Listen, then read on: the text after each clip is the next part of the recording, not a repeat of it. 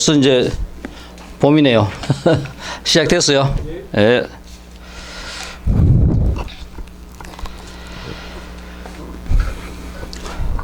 현실에 있는 그대로의 상태에서 이 상태에 대한 올바른 통찰로 바로 우리가 공의 세계에 들어 실천으로 편안하고 깨달음의 삶을 영위하는 이 유마경 강의. 오늘 14번째 시간을 시작하도록 하겠습니다.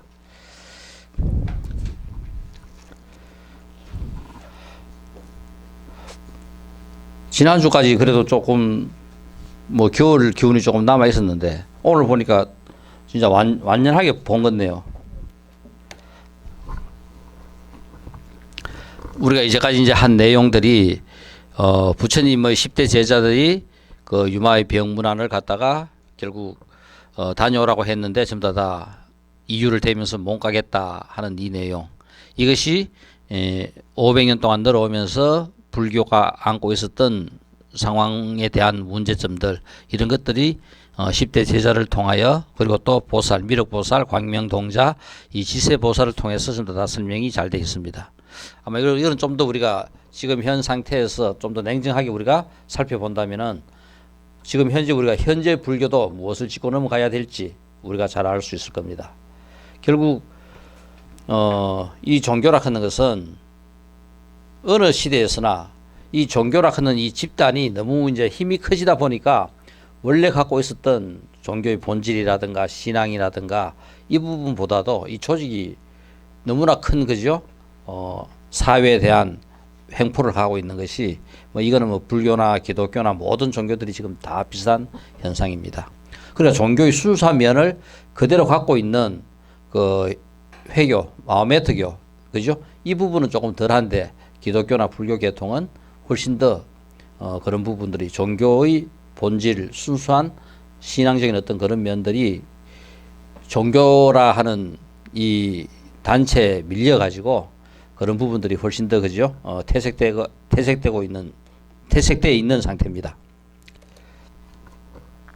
그런 부분들을 우리는 유마경을 통해서 다시 한번 그죠? 적나라하게 볼 수 있어요. 이 유마경의 설법의 사연이 제 1막에서 이제 바이샬리아의 암나수 동산절에서 1, 2, 3, 4장 앞부분에 대한, 그러니까 그 부처님의 10대 제자들과 그리고 이제 보살들이 이 유마병문안을 갈 수 없다 하는 이야기, 이 내용을 갖다가 설명하고 있고, 제 2막에서 이제 유마집을 방문함으로써 유마가 진리에 대한 깨달음에 대한 그 실제 아마 우리가 모든 법문을 통틀어 듣는다 하더라도 이 유마경에 나오는 이 유마의 법문을 우리가 곱씹어 보고 곱씹어 보면은 가장 우리한테 쉽게 그죠? 깨달음의 세계를 설명하고 있습니다. 그리고 다시 끝나고 난 다음 암나수 동산절로 자리를 옮겨 부처님께서 마무리하고 있어요. 우리가 지난 시간까지 했는 것이 이 문수보살 질문품에서 보살은 어떻게 위문을 합니까? 병이 있는 보살이 어떻게 그 마음을 다스려야 합니까? 진정한 보살은 안과 밖의 구별이 없다. 그죠? 일심, 평등, 전부 다 하나다. 보살의 병이 방편으로 생긴 것처럼 중생의 병도 원래 병이 아니다 하는 것. 그래서 이걸 갖다가 그럼 우리가 어떻게 이제 보살행을 행할 것인가 해서 우리가 지난 시간에 이 보살행에 대해서 우리가 10가지는 지난 시간에 설명을 했습니다. 그리고 5번 시간에는 11번째부터 우리가 이제 할 차례라요. 잠깐 한번 같이 볼까요? 11번째부터 20번째 잠깐 읽어보고 진도 들어가도록 합시다. 같이 한번 큰 소리로. 공한 것을 행하면서도 공덕의 씨앗을 심는 것, 모양 없는 것을 행하면서도 중생을 제도하는 것, 집착하지 않고 행하면서도 몸을 받는 것, 일어남이 없는 것을 행하면서도 일체의 착한 행을 일으키는 것, 육바라밀을 행하면서도 중생의 마음과 마음의 작용들을 모두 아는 것, 육신통을 행하면서도 신통의 위력에 집착하여 번뇌를 일으키지 않는 것, 사무량심을 행하면서도 하늘나라에 나는 것을 탐내지 않는 것, 선정에 들어 삼매 속에 있으면서도 범부들과 같이 행동하는 것, 사념처를 행하면서도 몸과 느낌과 마음과 법을 떠나지 않고 그 속에 함께 있는 것, 사정건을 행하면서도 몸과 마음으로 정진함을 버리지 않는 것. 이런 것들을 쭉 그죠? 이제 보살행위 어떤 것이냐 하는 것을 이제 설명하고 있습니다. 자, 그러면은 우리가 11번부터 한번 보도록 합시다. 공한 것을 행하면서도 공덕의 씨앗을 심는 것. 그러니까 우리가 이 실체가 없는 것을 행하면서도 공덕의 씨앗을 심는다. 우리가 살아가는 행위 중에서 어떤 행위들이 공덕을 심는가? 우리가 건강경에도 나오고 그죠? 모든 경에서 결국은 궁극적으로 우리가 행하는 이 행위 자체가 공덕을 심는 행위가 돼야 되는데, 그러면은 이 공한 것을 행하면서도 공덕을 심는다. 아마 우리가 선정삼매에 드는 것만큼 더 큰 공덕을 심는 것은 없다. 아마 선정삼매에 관한 이야기로서는 이 영관선사라고 그 당시 중국 선종을 가장 그죠?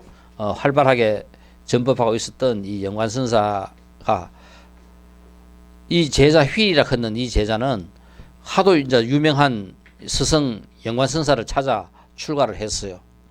근데 출가를 하고 보니까 보통 이 선방에는 계속 800명이고 1000명이고 이렇게 몰려드니까 정말 20년 30년 그 사람들 뒷바라지, 선방에 공부하려고 오는 사람들 뒷바라지 하다가 결국은 본인은 한 번도 한철도 선방에 들어앉아 공부를 못했어요. 그런데 어느 날 저녁 일을 떡 마쳐놓고 그죠? 방에 떡 들어앉았는데 시커먼 저승사자가 찾아와가지고 야, 니 이제 이 생에서 니 삶 끝났다. 우리 따라가자 하는 거라요. 아유, 부뜩 정신 차려보니까 30년 전에 출가할 때 정말 한번 이 생에 공부해보겠다고 출가를 했는데 뒷바라지 하다 보니까 공부를 하나도 못한 거라요. 아이고, 이래서는 안 되겠다 싶어가지고 그 저승사자한테 야, 너가 내 일주일만 시간 주면 안 되나? 내가 사실 공부하려고 출가했는데 우리 스승님 이 찾아오는 제자들 선 공부하려고 찾아오는 제자들 그 뒷바라지 하다가 나는 공부 한 번도 못 했다. 딱 일주일만 내한테 시간 둬.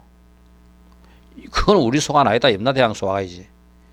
그래 가가지고 염라대왕한테 한 말씀 드려보고 안 된다 그러면 바로 와가 잡아가고 일주일 시간 준다 그러면은 일주일 뒤에 오너라.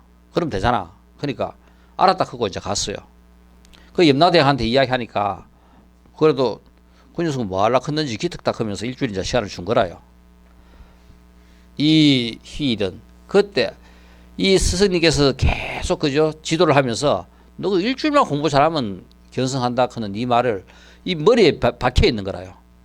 그래서 염라대 그 저승사자한테 내 한 일주일만 시간 달라고 했는 거라요. 자, 그래서 이제 저승사자 가고 난 다음에 딱 다리 틀고 딱 앉았는데 그냥 그대로 탁 선정에 들어붙어요.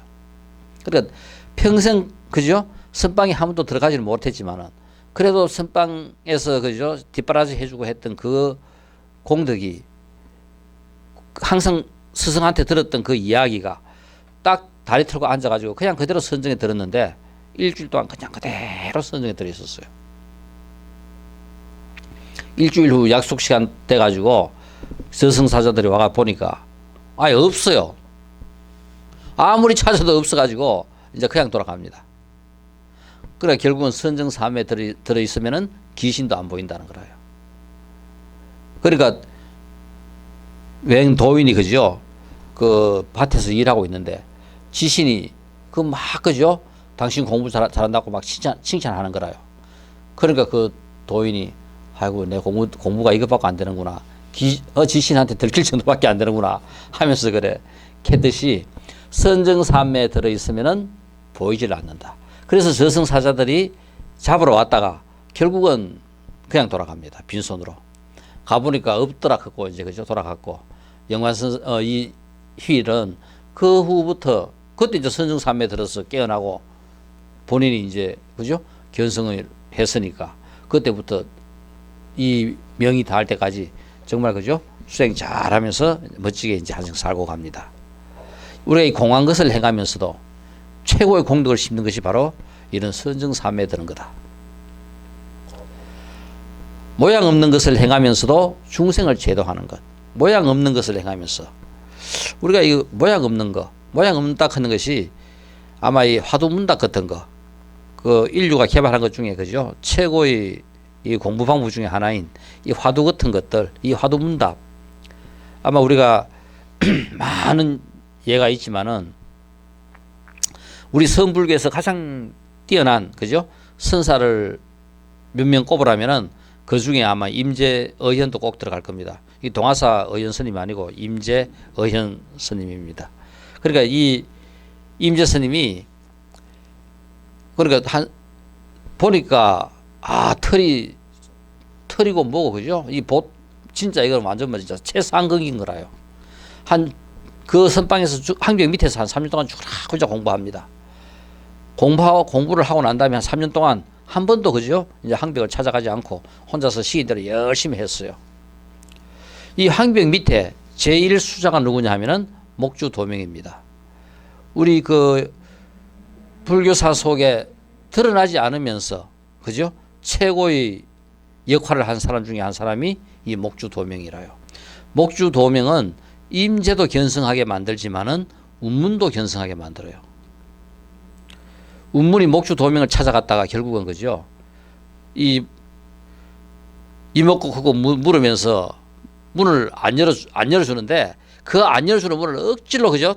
땡기고 이 목주도명 안에서 안 열리려고 땡기고 하다가 운문의 발이 그 문에 그죠? 찍힙니다. 찍히는 순간 탁 견성하게 돼요. 이 선성 중에서 가장 걸출한 임재와 운문을 견성하게 만든 사람이 바로 이 목주도명이라요. 바로 항벽 밑에 제1수자 도명이 하루는 임재를 떡 찾아와요. 야야 니 절에 온 지 얼마 됐노? 한 3년 됐습니다. 그럼 니 스승한테 가서 좀 물어봤나? 뭐가 부처인지 물어봤느냐? 그러니까 아직 한 번도 안 물어봤다 하는 거라요. 그럼 니 지금 다 찾아가가지고 니 이만큼 3년 동안 이제 공부했으니까 목주도명이 볼 때 공부가 이제 이걸 만큼 이제 익었는 거라요. 그래서 한번 찾아가 물어봐라. 그러니까 임재가 항벽한테 찾아가서 무엇이 부처입니까? 하고 묻는 순간 막 그저 볼때기 30방 날아오는 거라요. 떡 맞고 아무 정신없이 그냥 쫓겨나왔어요. 한 일주일 고민하다가 이거 어찌해야 되겠노 싶어가 공부를 계속 해야 되나 말아야 되나. 그런데 한 일주일 지니까 또 목주도명이 또 찾아와요. 이 저번에 그때 가가지고 뭐 대답 잘 들었나 그러니까 대답은 무슨 대답 볼때기만 시켰다 30방 맞고 나왔다 하는 거라요. 그래 그러면 한 번 더 가봐라. 그때는 뭐 30방 맞았다 하더라도 한 번 더 가보면 뭐 대답 안 해주겠나. 한 번 더 가봐라. 그러니까 또 가가지고 뭐가 부처냐 하고 이미 말이 떨어지는 순간 또 그죠? 볼때기 30방이 날라와요. 또 30방 맞고 아무 정신없이 이제 또 나와가지고 도대체 그놈의 부처가 뭔데 볼때기만 맞고 자꾸 나오나 싶어가지고 또 한 일주일 있으니까 목주도명이 떡 찾아왔어요. 야, 니 인자 대답 들었나? 그러니까 전번에 가가도 또 볼때기만 시커 맞고 왔다 하는 거라요. 3세파에다 한 번 더 가라. 그래 이제 또 한 번 찾아갔어요. 그래 또 부처가 뭡니까? 말이 떨어지자마자 또 30방 맞고 그냥 쫓겨났어요. 그래 임재는 이 생에서 나 이제 공부할 이제는 안 되는 것 같다. 3년 동안 그렇게 죽으라고 공부했는데도 부처가 뭐냐고 묻자마자 날아오는 거는 그죠? 볼때기 30방밖에 안 날아오고 뭔가 대답이 있어야 되는데 그 볼때기 30방이 대답이라 하는 걸 갖다가 이따 임재는 그걸 몰랐는 거라요. 뭔가 거기 자기가 대응을 해야 되는데 이제 그래 가지고 이제 고민하다가 목주도명한테 이야기합니다. 이제 도저히 안 되겠다. 내가 그렇게 공부를 했는데도 안 되는 거 보면 난 이 절을 떠나야 되겠다. 해가지고 이제 떠나려고 합니다.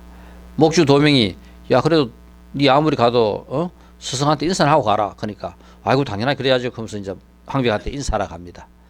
인사하러 가니까 황벽이 네 어디 뭐 갈 목적지는 정해놔나. 그러니까 목적지 없습니다. 그냥 뭐 정치 없이 나가는 겁니다. 그러니까 그러면은 가면서 해안 따라 쭉 한 몇십 리 갈 것 같으면은 거기에 암자, 저리 쬐면한 암자가 하나 있다.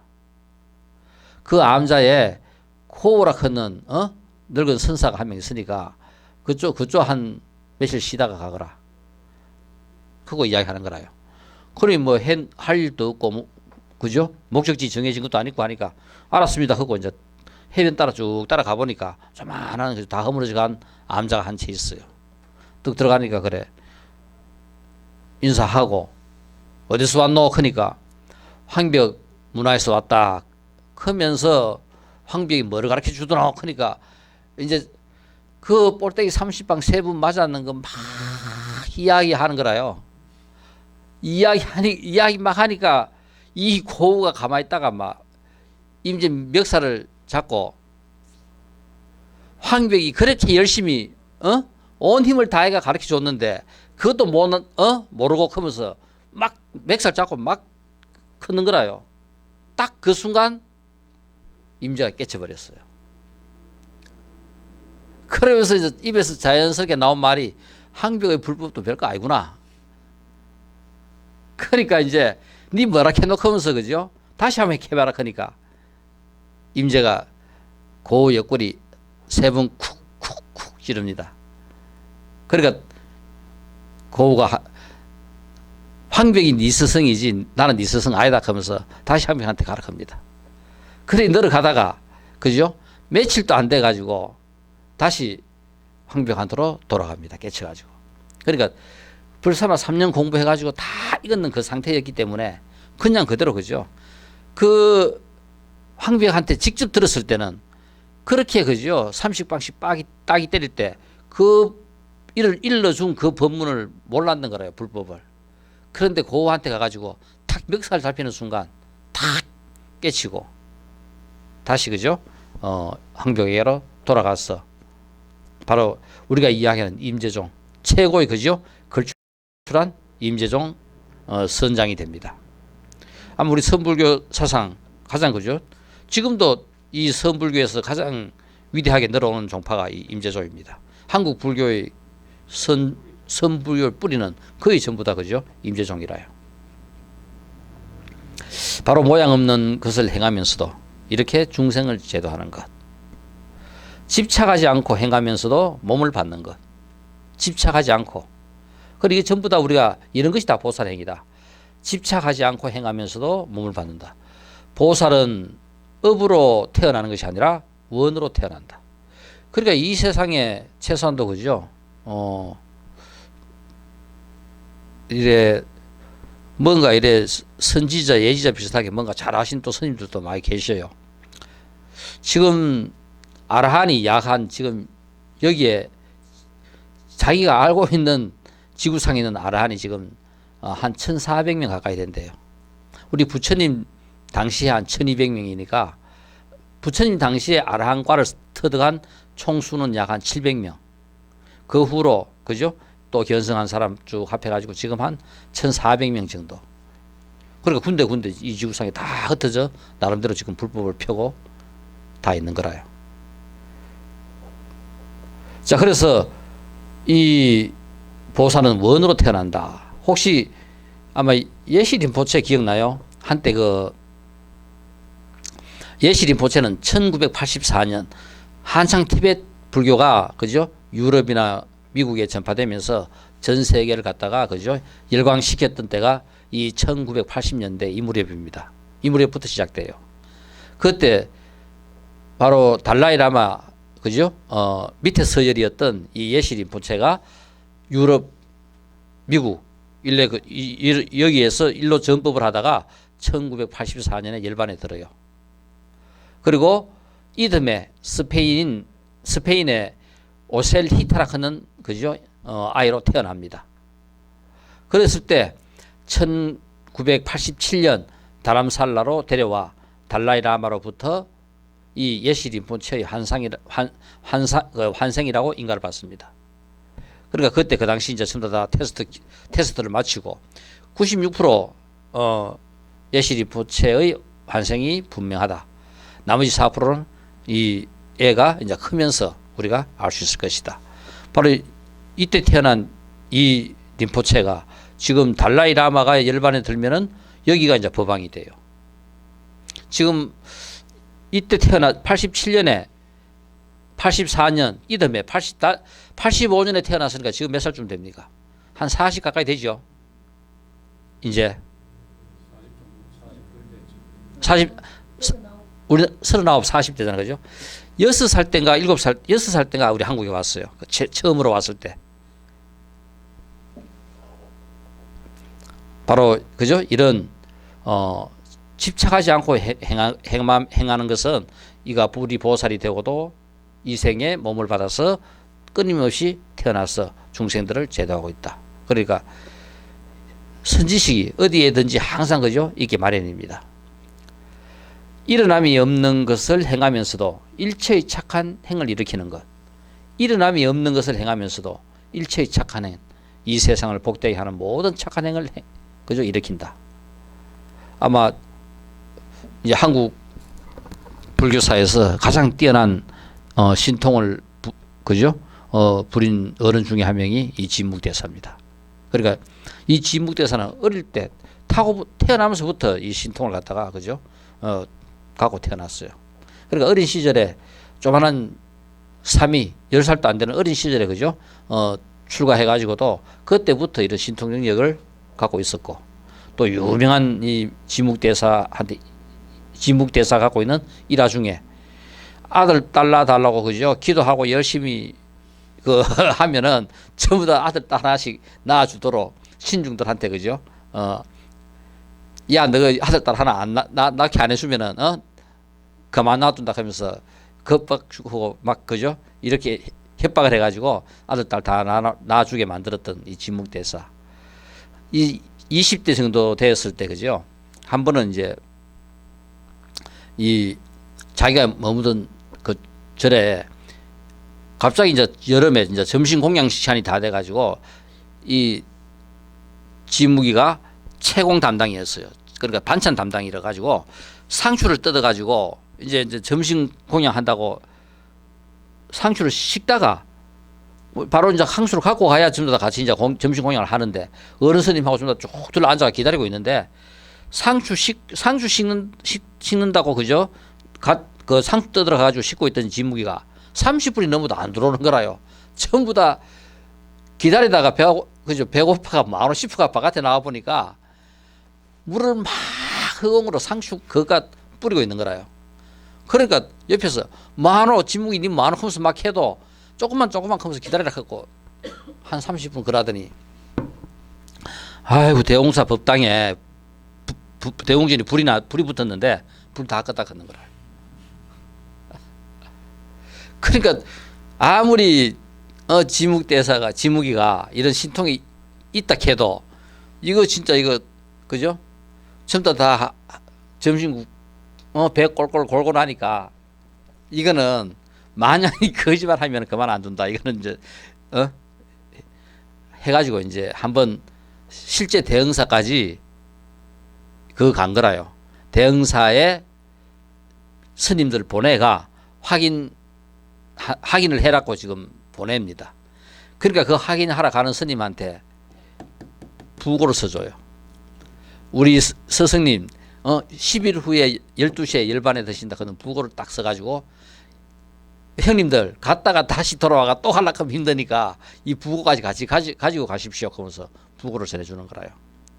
여기서 대응사까지 가는데 3일도 안 걸리는 길인데 아마 이 부고를 갖다가 주지 스님께 전하면은 바로 그 순간 우리 스님이 열반에 드실 것이다 그런 거라요. 그래 10일 지금 3일만 하면 갈 대응사를 우리가 뭐 10일 후에 도착한다고 콧방귀 끼고 이제 갔어요. 가는데 정말 가다가 홍수만 내가지고 일주일 동안 꼼짝도 못한 거라요. 겨우 대응사 딱 도착해가지고 주의스님한테 부고를 딱 전하는 순간 바로 딱 그 12시가 딱 되는 거라요. 그래서 와가지고 확인해 보니까 그 시간에 큰 스님 돌아가셨고, 그리고 또 대응사 불났는 날 보니까 진묵 스님이 그죠? 막 배 상추가 물 뿌리던 바로 그 시간에 대웅전에 불이 붙은 걸 갖다가 난데없이 구름이 한 대 날아와가지고 비가 내려가지고 불을 다 껐다 끄는 거라요. 바로 이렇게 이것뿐만 아니라 진묵대사는 우리가 이제 한 번씩 이래 보면은 그 신통을 가장 그죠 편하게 자유롭게 많이 우리한테 그 남긴 그 스님입니다. 그러니까 꼭 신통이 나쁜 것만 아니라요. 왜냐하면 중국 불교가 일어날 때 보면은 새로운 하나의 종파가 힘을 얻는데 뭐가 제일 좋겠어요? 최고가 신토입니다. 그러니까 수십만 명의 그죠 수만 명의 신도를 한꺼번에 전부 다 절로 오게 만드는 그것은 바로 신통이 최고라요. 부처님도 1000명의 제자를 갖다가 순간에 그 만들었던 그 힘은 신토입니다. 유일하게 그죠 가습 사명제 갖고 있는 1000명의 제자가 부처님에게 기이하게 한 것은 부처님께서 신통을 3번이나 부립니다. 그래서 결국은 그 신통으로 가습이 굴복하고 1000명의 제자들이 부처님께 기이하게 되는 겁니다. 그러니까 이 지금 세상도 똑같아요. 그리고 우리가 밀교가 일어난 근본 이유가 바로 이 문제입니다. 신통이라 하는 것은 스님들이 지극하게 수행을 하면은 신통이 생겨요. 스님뿐만 아니라 우리도 지극하게 수행을 하면은 이 신통이 생겨요. 그런데 한 500년이 지나다 보니까 스님들이 공부를 안 해요. 공부를 안 하니까 스님들의 능력이 그러니까 결국은 뭐냐면은 누군가를 가르친다 하면은 자기가 가르치는 부분은 전부 다 그 위에서 능력이 뛰어나야 돼요. 그런데 스님이나 수행자나 신도들이나 똑같은 거라요. 결국은 밀교가 그죠? 힌두교의 영향도 있지만은 실제로 이 밀교가 성하게 된 새롭게 태동하게 된 가장 큰 이유는 이 기존 했던 500년 정도 흘러오면서 스님들이 나태해지고 그죠? 세속화되고 수행하지 않음으로써 일반인하고 똑같아져 버린 거라요. 능력이 없는 거라요. 그래서 밀교에서 제일 강요하는 것이 결국은 새로운 그저 수행자 상이 만들어지면서 이 사람들은 거의 전부 다 어마어마한 신통을 갖고 있는 거라요. 그러니까 새로운 수행의 경지를 가자, 수행을 하자 하고 그저 다시 부러지게 된 것이 바로 밀교입니다. 그러니까 신통은 공부를 하면은 그냥 우리가 불로소득으로 생기는 거지 신통을 목적으로 공부하는 것은 아닙니다. 그렇지만 우리가 바로 선정산매에 든다. 선정산매에 들어있으면은 이 신통이 이제 생기는 거라요.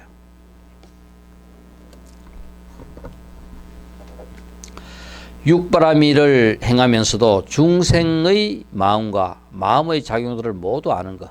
이 육바라밀. 이 육바라밀을 행하면 우리 중생들의 마음과 이 마음에 일어나는 작용들을 전부 다 아는 것이다. 그러니까 보시지계 인욕 정진 선정 지혜. 이 불교의 변천 과정에서 이 불교의 변천은 상당히 중요합니다. 기독교의 역사가 그죠? 뭐냐면은 기독교의 역사는 새로운 혁명, 혁신, 새롭게 일어나는 이단을 배척하는 역사가 기독교 역사라요. 불교는 이단이 새로운 정통이 되는 역사가 불교입니다. 부파불교에서 대성불교가 일어나고 대성불교가 주류가 돼가지고 또 새로운 밀교를 만들고 또 이 대성불교가 중국으로 넘어와가지고 그죠? 또 새로운 하나의 형태인 성불교를 만들어내고 이것이 결국은 정통에서 볼 때는 새로운 이단이 생기는 거라요. 이단이 주류가 돼가지고 이루어진 불교의 변천사. 그러니까 결국은 이 불교가 갖고 있는 엄청난 이 포용력이라 하는 것은 바로 어느 종교에서도 상상할 수 없는 겁니다. 그러니까 이런 받아들일 수 있는 포용력 때문에 불교가 지금 우리가 아무리 그죠? 시대에 낙후된 것 같고 뭐 있는지 없는지 비리비리해도 불교는 이 지구상에 우리 인간이 이런 인지 능력을 갖고 있는 인간이 존재하는 한 불교는 절대로 없어지지 않습니다. 크게 너무 걱정할 필요 없어요. 지금 종단의 그죠?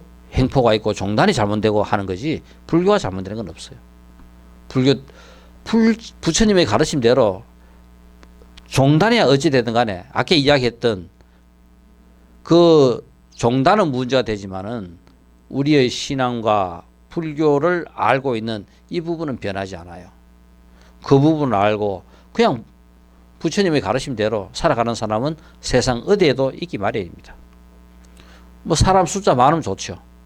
한 사람보다 100사람이 좋지만은 뭐 안 될 때는 방법이 없죠. 한 사람이라도 괜찮은 거라요.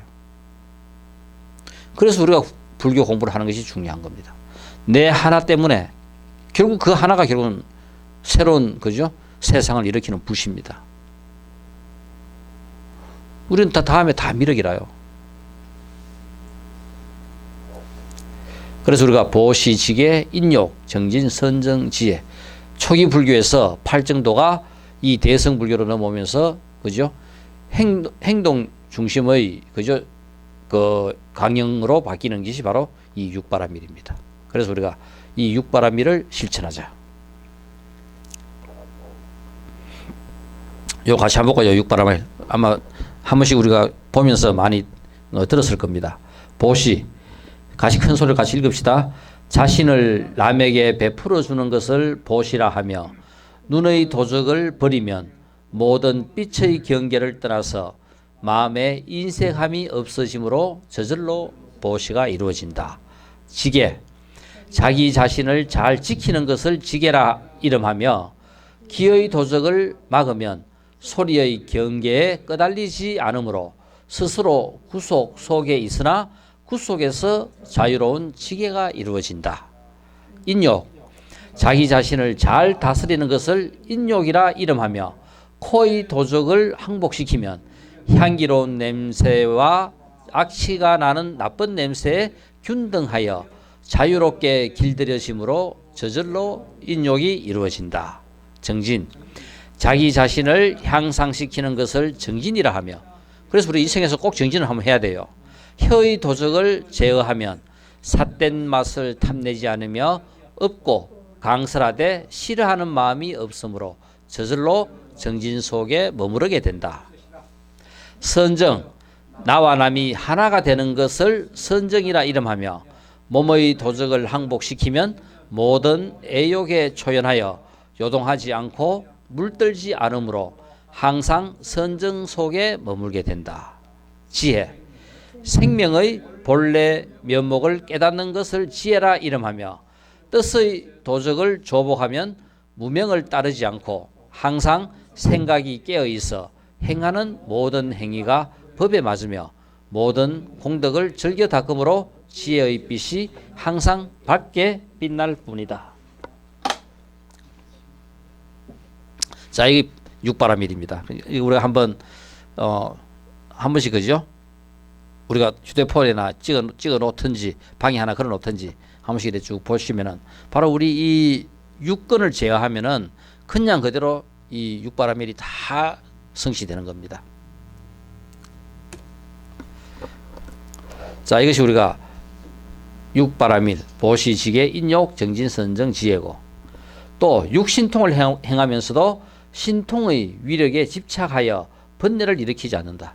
그러니까 결국은 이제 신통을 하면은 우리가 자만에 빠지고 신통 때문에 그죠? 이 신통에도 집착하게 되는데 결국 신통을 행하면서도 신통의 위력에 집착하여 번뇌를 일으키지 않는다. 그래 신통을 행할 뿐이지 그 위에 그죠? 따르는 것이 없다 하는 겁니다.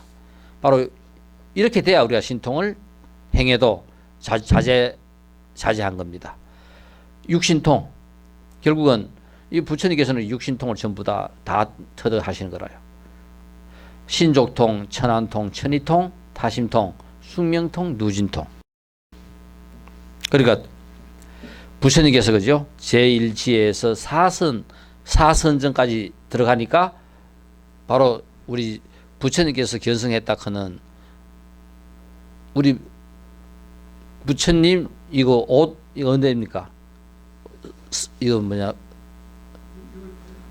2월 8일 그죠?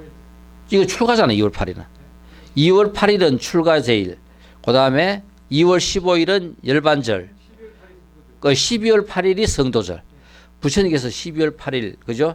새벽에 성도하실 때 바로 뭐냐면은 제일 먼저 사성까지 들어가니까 숙명통이 열렸다 하는 겁니다.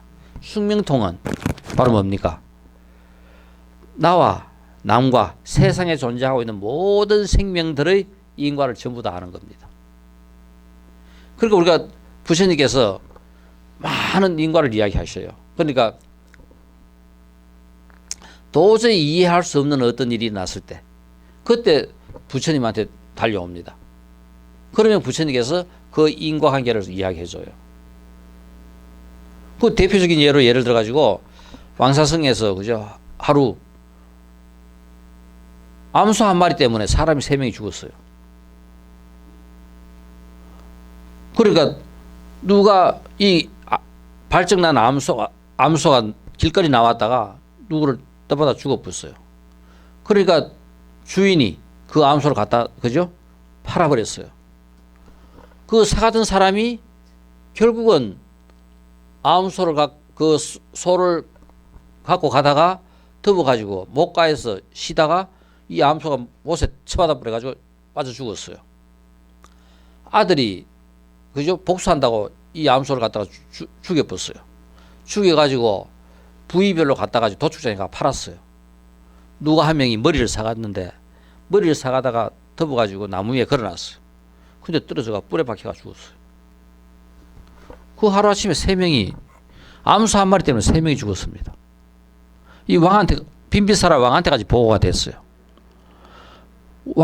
그 뛰어나고 현명한 왕도 아무리 생각해봐도 답이 없어요. 이거 어떻게 이걸 풀어요? 이거 맹똑같습니다. 우리 고속도로 가다가 교통사고 죽었어요. 이건 뭐 인과관계가 어떻게 돼요? 우리가 알 수 있나? 그죠? 바로 이런 문제가 비슷합니다. 그런데 도저히 해결을 못해가 이제 부처님한테 그 문제를 갖고 가요. 부처님이시여, 오늘 우리 왕사성에서 이런 일이 있었습니다. 하니까 부처님께서 그 3명이 지금은 전혀 별개의 3명인데 전생에 이 3명은 전부 다 뭐냐면은 같은 보부상을 했던 동료들이었다. 이 3명이 결국은 보부상을 하면서 변방에 가서 어떤 늙은 노파 3개월 동안 하숙 쳐준 하숙집에 머물다가 하숙비 안 주고 띠먹고 도망갔는데 그 노파가 이 사람들한테 원수 갚는다고 죽어서 내가 어떠한 일이 있더라도 너희들한테 복수하겠다고 원을 세웠다. 그 사람이 소로 태어났다. 소문 받아가 결국은 이 사람 서해를 갖다가 이생해서 그렇게 처단한 거라요. 그리고 이 인과를 갖다가 부처님께서 이제 설명해 줍니다. 그러니까 바로 이제 이런 거와 같이 우리가 어떤 일이든지 분명히 이 생에서의 원인이 있어가지고 어떤 일이 이루어지는 것도 있을 거고 또 우리가 이 생에서의 일을 모르면은 그 뿌리가 이 생이 아닌 전생까지 가다 보면은 얽히고 설킨 그 인과 때문에 그죠? 그런 일이 일어났다 하는 것을 갖다가 설명해 줄 수 있어요. 바로 이겁니다. 그러니까 숙명통. 이 숙명통이 딴 게 아니라 연기입니다. 원인과 결과라요. 세상에 존재하고 있는 모든 것들의 원인과 결과를 전부 다 알고 있다. 이게 바로 연기잖아요.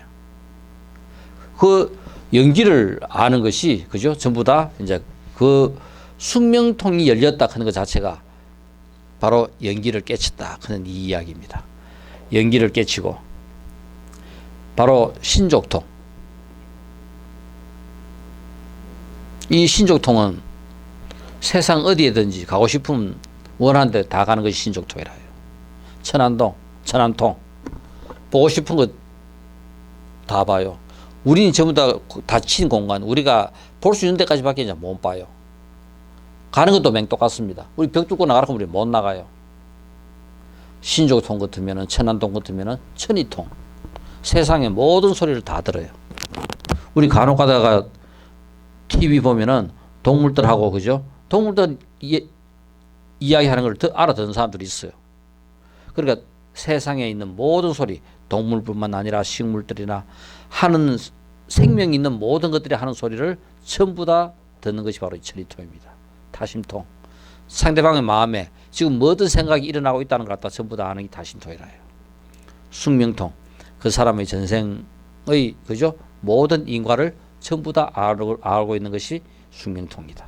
그러니까 이 육신통은 우리가 선정삼매에 들면은 바로 이 선정에 깊이 든 사람은 이 신통이 그냥 그대로 생겨요. 그러니까 공부하다 보면은 그냥 생기는 것이지 이것이 우리가 목적은 아니다는 겁니다. 그런데 마지막 누진통, 모든 그죠? 번뇌가 멸해지는 이 상태, 우리 이 누진통이 열려야 결국은 우리가 부처가 됐다고 이야기합니다. 그러니까 다른 거는 하다 보면은 될 수 있는데 누진통은 결국은 제8지보살 이상 넘어가야 그죠? 누진통이 열려요. 자, 그래서 육신통을 행하면서도 이 위력에 집착하지 않고 번뇌를 일으키지 않는다. 바로 누진통이 열려야 번뇌를 일으키지 않습니다. 어떠한 상황에도 번뇌를 일으키지 않는 것은 누진통이 열려야 된다. 그래서 우리가 누진통이 성취될 때 우리는 바로 부처가 됐다고 이야기합니다. 사무량심을 행하면서도 하늘나라에 나는 것을 탐내지 않는다. 그리고 우리가 사무량심을 행하면 당연하게 그죠? 열반, 극락에 태어나는데 극락에 태어나는 것도 탐내지 않은 것이 바로 보살행을 행하는 것이다. 우리 자비희사, 너무나 잘 알고 있는 이 자비희사가 사무량심입니다. 자무량심, 비무량심, 희무량심, 사무량심. 자에 누구에게나 나도 즐겁고 세상 모든 사람에게 즐거움을 주는 마음이 바로 그죠? 자무량심. 자애하는 마음. 우리가 가장 소박한 표현이 이 자애하는 마음이라요. 세상에 존재하고 있는 모든 것들을 갖다가 이 자애하는 마음을 일으킨다. 그걸 좀 더 우리가 강하게 표현하면 자비가 되는 거라요. 비, 고통을 벗어나게 한다. 세상에 존재하고 있는 모든 것들 같이 더불어 그죠? 고통을 나누고 슬픔으로써 고통을 벗어나게 하는 것이 바로 비다. 비무량심, 희무량심, 중생들을 모두 기쁘게 하는 것이 희무량심이다. 이것을 이루고 나면은 마지막 사무량심, 평등하게 생각해서 모든 것들을 갖다가 하나로 보는 평등 일심이 되는 것이 바로 사무량심이다. 결국 본론은 사무량심이라요. 우리가 공부해서 부처가 되고 선정사매에 들면은 그죠? 모든 것들이 평등하고 일심이 되고 바로 그죠? 버리는 단계가 됩니다. 바로 이것이 보살행을 행하는 것이다. 선정에 들어 삼매 속에 있으면서도 범부들과 같이 행동하는 것. 선정에 들어 우리 삼매 속에 있으면서도 우리 범부들과 같이 행동하는 것. 바로 우리가 많은 그죠? 견성한 뛰어난 선사들도 뛰어난 새 속에 있거나 어디 있거나 견성했으면서도 우리 범부들 속에 같이 있어가지고 뭐 견성했는지 안 했는지 우리 전부 다 모르지만은 바로 그렇게 행동하면서도 끝없이 중생을 제도하는 사람들이 바로 그죠? 선정삼매에 있으면서도 범부들과 같이 행동을 한다. 아마 우리 가까이서 우리가 볼 수 있는 가장 대표적인 이 선사가 보현사에 머무르셨던 이 보문선사. 아마 우리 근대 스님 중에는 아마 최고의 수행자로서 그죠? 칭송을 들어도 될 분이 아니겠나. 아마 이 보문스님이 한 10년만 더 오래 살았다 해도 한국 불교 역사가 바뀌지 않았나 할 정도로 그만큼 성교 일치 그죠? 그리고 행동과 말 모든 것들이 그죠? 일치하시는 이 스님이 보문선사였어요. 스님 잠깐 한번 볼까요? 보문스님. 하람 우리 그 대한불교 조계종 종정하다가 그죠? 50년대인가?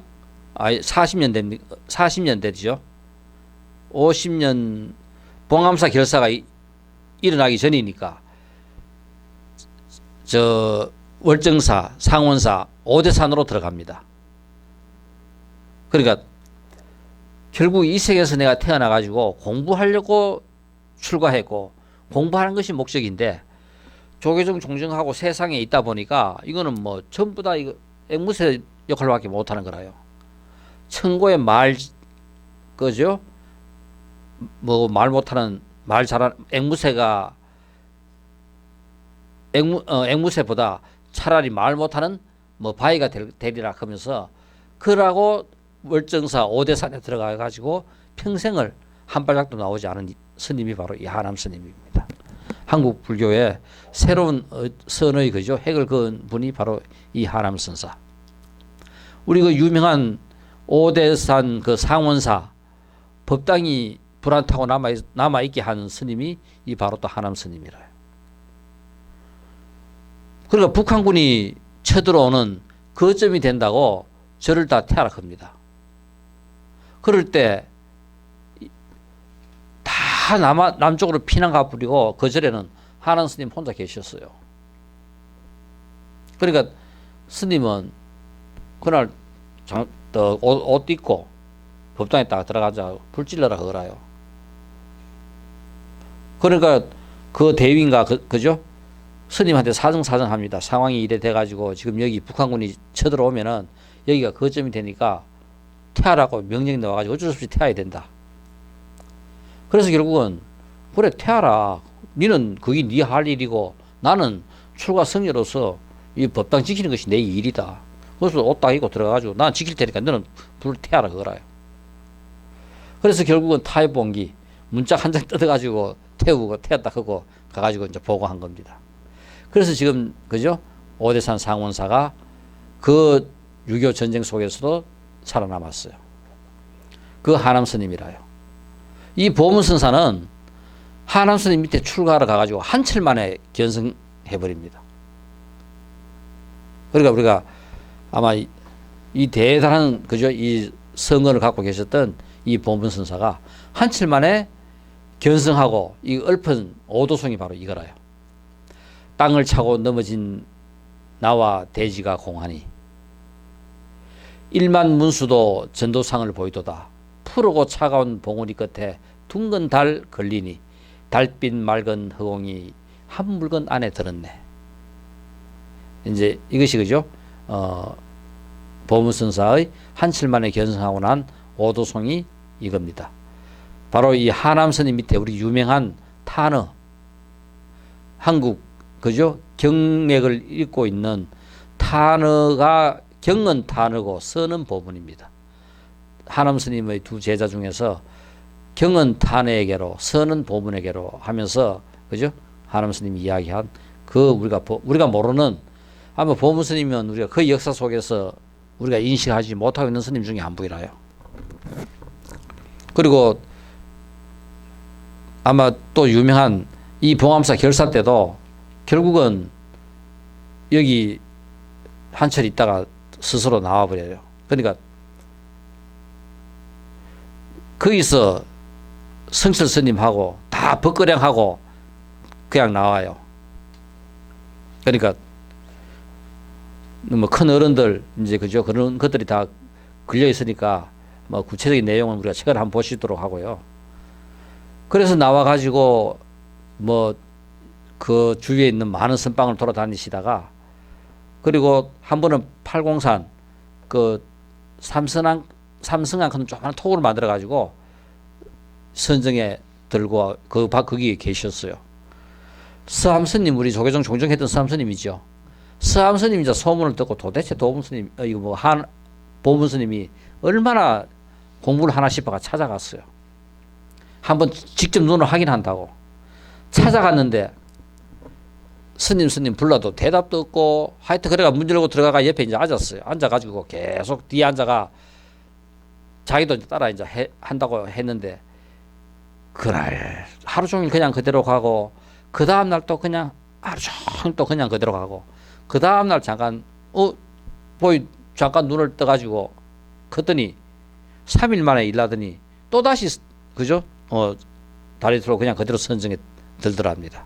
그러니까 이것은 서함스님이 직접 자기 눈으로 확인한 내용이라요. 그러니까 한 번씩 일에 하면은 한 달씩 그냥 그대로 선정에 들어 계시는 거라요. 이 어른 보현사 계시면서 이 스님은 주로 이제 시장 바다 시장 같은데 탁발하러 가가지고 탁발 좀 했는 거 전부 다 그저 필요한 사람들 다 나눠주고 보현사 두지가 안 빈 적이 없답니다. 항상 그러니까 한 끼 밥에 물 살이 없을 정도로 누구든지 오면 다 퍼주고 다 없고 스님 주머니에 항상 그저 빈털털이고 그렇게 탁발해. 스님이 얼마나 이 연불 소리가 거룩했나 하면요.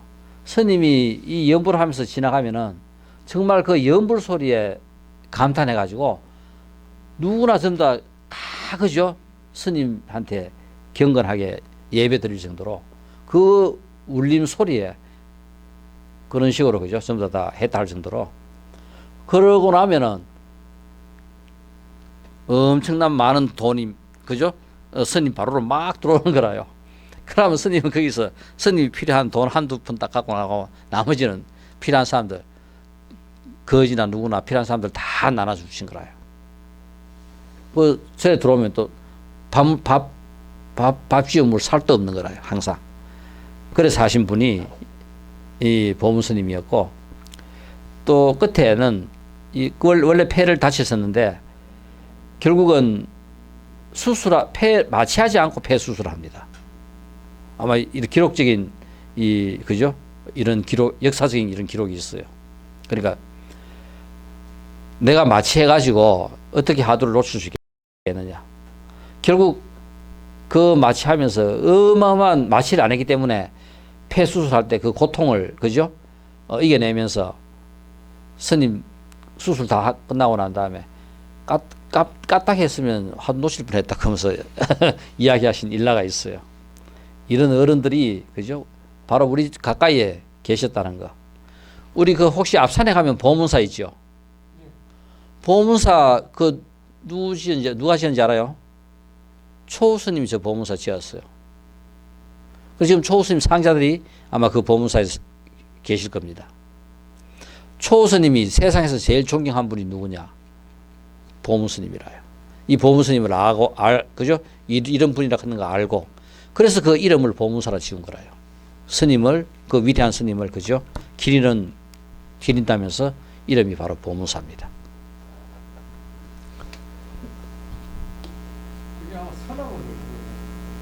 그렇게 건대설이니까 건대설은 거의 전부 다 선악원 소속입니다. 그러니까 이 조계종에 법인이 두 개라요. 하나는 조계종 법인이 있고 하나는 선악원 법인이 있습니다.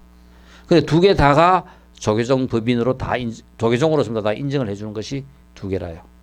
이것이 바로 우리가 근대 포교를 하기 위해 가지고 한국에서 이 경전을 최초로 그죠? 우리말로 번역하고 했던 용성 스님이 이 불교의 포교와 개화를 위해서 만드는 재단이 선악원 재단이었어요.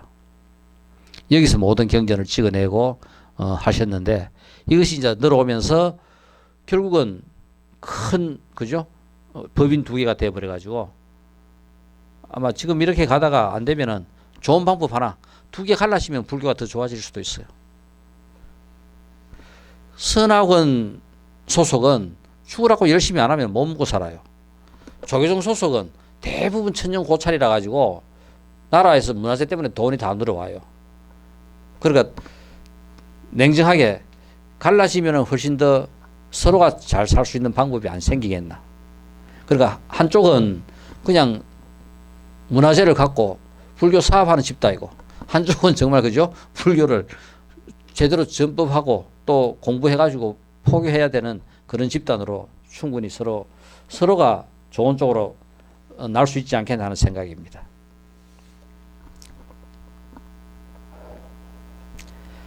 자, 그리고 우리 여기 지금 마지막이 뭐냐 하면은 잠깐 더 해드릴게요. 14, 18 그죠? 보현선사 요 이야기고 이거 말이죠.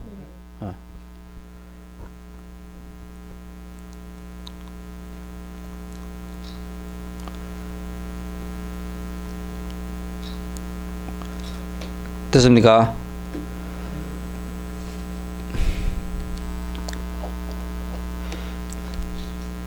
자, 그래서 우리가 이제 19부터 아까 37조동품, 4염처, 4정근, 4여의족, 5근, 5력, 7각지, 8정도 우리 전번 앞에서 전부 다 했죠. 이 했던 그 37조도품이 보살행위다 하는 것이 이제 19부터 쭉 나와요. 4염처를 행하면서도 몸과 느낌과 전번 시간에 앞에서 전부 다 했는 거기 때문에 그냥 쭉 한번 읽으면서 그냥 넘어가겠습니다. 몸과 느낌과 마음과 법을 떠나지 않고 그 속에 함께 있는 것이 바로 보살행위다. 사정근을 행하면서도 몸과 마음으로 정진함을 버리지 않는 것이 보살행위다. 사여의족을 행하면서도 자제한 신통을 얻는 것이 보살행위다. 오근을 행하면서도 중생들의 영리함과 우둔함을 분별하는 것이 보살행위다. 오력을 행하면서도 부처님의 심력을 구하는 것이 보살행위다. 칠각지를 행하면서도 부처님의 지혜를 분별하는 것이 보살행위다. 팔정도를 행하면서도 한량없는 부처님의 도를 좋아하는 것이 바로 보살행위다. 이렇게 해서 그죠? 37조도품. 불교의 수행에 대한 핵심적인 모든 내용을 우리가 37조도품만 쭉 순서대로 공부하면 다 끝나요. 이거 쭉 순서대로 이 공부가 부처님께서도 말씀하셨듯이 사염처부터 하고 사정근하고 사여의족하고 이 순서대로 공부해가는 순서입니다.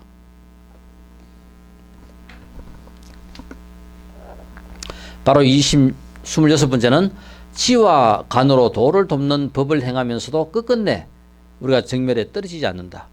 정멸 속에 있으면서도 정멸에 떨어지지 않는 것이 바로 지와 간을 하면은 결국은 지관, 사마타와 윗바사나, 집중과 간조, 이것이 우리 공부의 전부라 했습니다. 무엇을 정진하는가? 치와 간을 정진하는 거다. 우리가 평생 공부하는 내용은 다른 것이 아니라 치와 간이다. 그래서 바로 이 치와 간을 하면은 선정삼매에 들게 되고, 선정삼매에 드는데 바로 선정삼매에 든 그 내용이 다른 것이 아니라 정멸입니다. 열반적정, 바로 그 정멸이라요. 바로 정멸에 들어있으면서도 정멸에 떨어지지 않는 것이 보살행위다. 형상에 집착하지 않으면서도 32상과 80종으로 몸을 장엄하는 것이다. 우리 좋은 몸 받는다. 세상에 보면 그죠? 잘생기고 예쁘고 그죠? 대단한 사람들이 어마어마하게 많아요.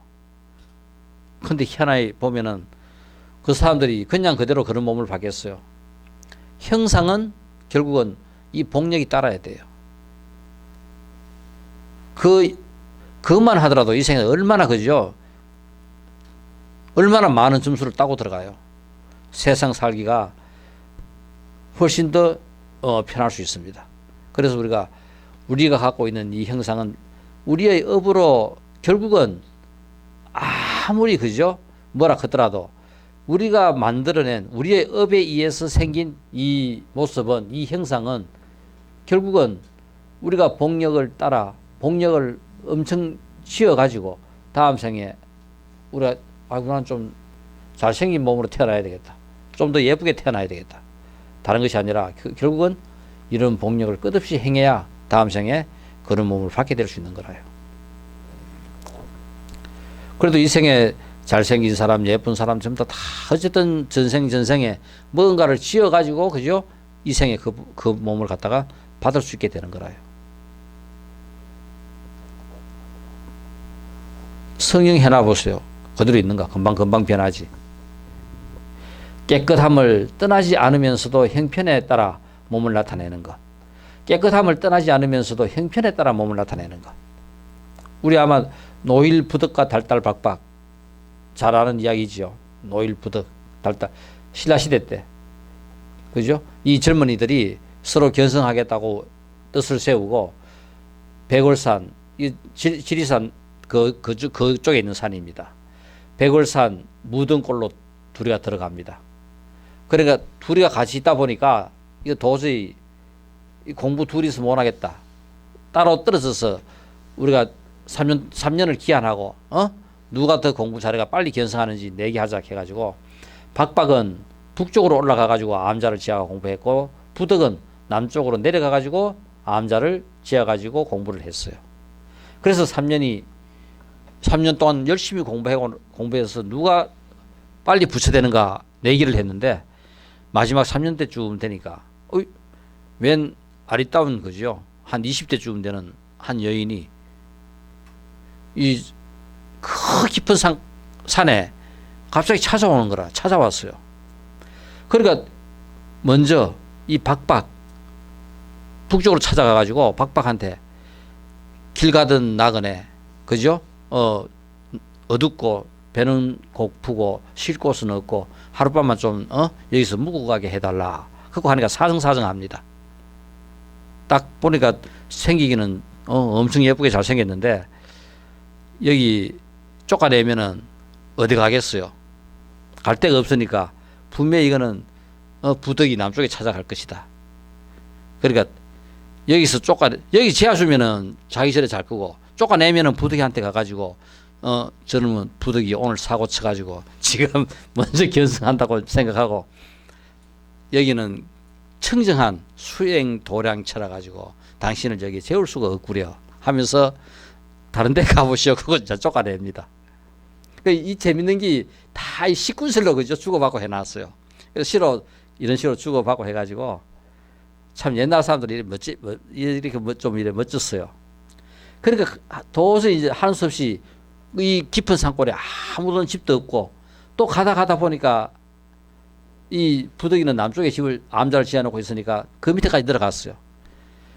그래 가가지고 길 가던 길손 또 그죠 날은 어둡고 배는 고프고 어디 묵을 곳이 없어가지고 여기서 하루 묵기를 청합니다. 그렇고 하니까 이 부덕이는 마음이 약해가지고 도저히 쫓아낼 재간이 없는 거라요.